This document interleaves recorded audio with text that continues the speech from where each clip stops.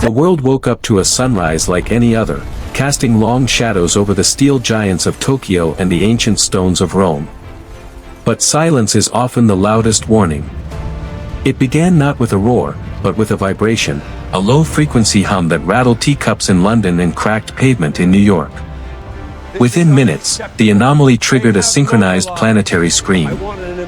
From the high-tech war rooms in the Pentagon to the monitoring stations in Beijing, screens lit up in a sea of red.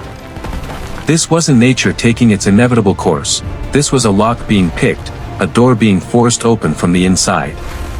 The tectonic plates, the very rafts our civilizations float upon, had been weaponized.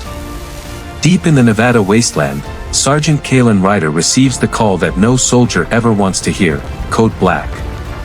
The enemy isn't a rogue nation or a terrorist cell, it is the ground beneath his tires. Driving a battered, armored Toyota Land Cruiser, Ryder becomes the only variable in an equation of global extinction. The road to the source, a black site known as the Deep Underground Resonance Facility, is no longer a road. It is a gauntlet. As massive fissures tear the asphalt apart and mountains crumble into dust clouds behind him, Ryder isn't just driving, he is fighting a planet that has been told to shake him off like a flea. While Ryder battles the cracking desert, the rest of the world faces the abyss. In the Atlantic, the ocean floor rises violently, sending mega-tsunamis crashing into cargo fleets, lifting massive ships vertically into the air before hurling them into coastal skylines like toys.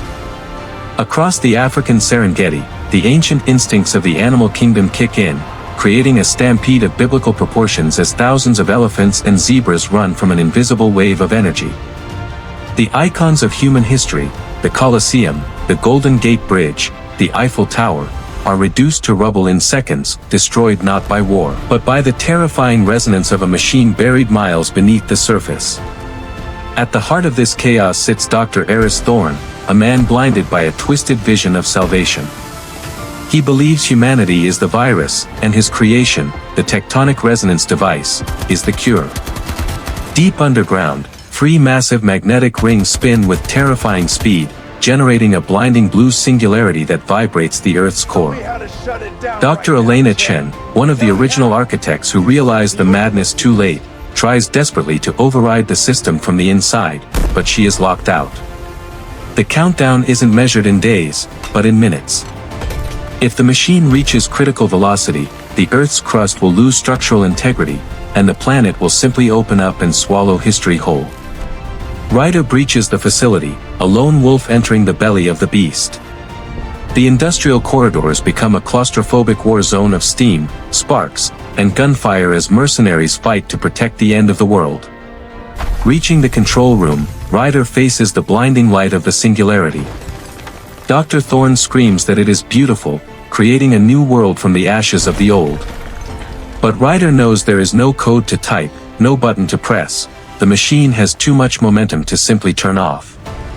In a final act of desperation, with Dr. Chen wounded and the ceiling collapsing, Ryder realizes that brute force is the only language the machine will understand. He utilizes the last of his resources to jam the spinning gears, triggering a catastrophic explosion that destroys the core and collapses the facility. The dust settles. The shaking stops. Ryder and Chen emerge from the wreckage, battered survivors walking out into a sunrise over a scarred, unrecognizable landscape. The sun breaks through the smoke clouds over Rio de Janeiro, illuminating the statue of Christ the Redeemer, standing intact amidst the ruins. We will rebuild. We will recover. And we will remember the day the earth tried to break us, and we refused to fall.